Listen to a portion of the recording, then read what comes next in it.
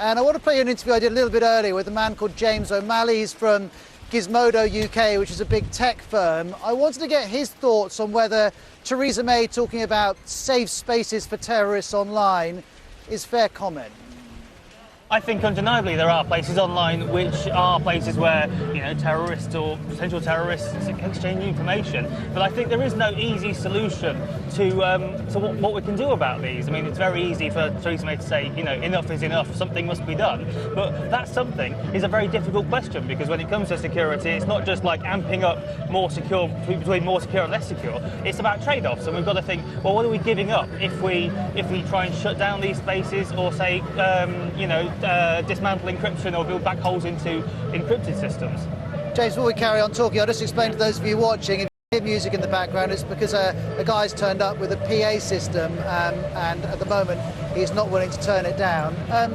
But James, you're talking about encryption and places on the dark web, but YouTube is where one person has already told the BBC one of the attackers was radicalised. This stuff's sitting there in plain view. Isn't it the responsibility of Google and Facebook and the other big tech giants to get rid of this stuff? I think that's a really interesting question, and I think to an extent that's sort of the wider debate we need to have in this sort of post-internet era about what the role of these enormous companies are, which have basically colonised huge amounts of the public sphere. So Google, Facebook, Apple, Amazon, there's a handful of massive companies which now do control huge swathes of our data, our entire digital lives, or essentially our entire lives. You know, if you've got a phone in your pocket and you do everything on it, that's your entire life. So whether we want these companies controlling that, and whether we want the government to have access to all of the data on all of our lives all of the time, that is another question as well. We're hearing lots and lots of discussion of end-to-end encryption. There'll be plenty of us who don't fully understand what that is. Explain why it's so relevant in the case of this story. Okay. So end-to-end encryption is when you've got it's just you and the other person who can see the content of the messages.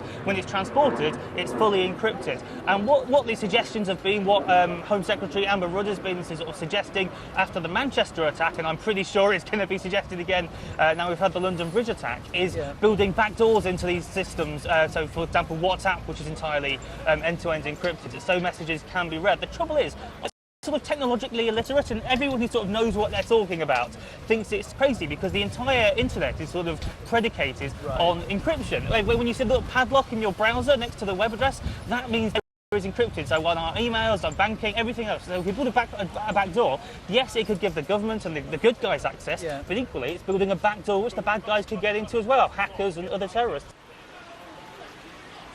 Thanks to James O'Malley.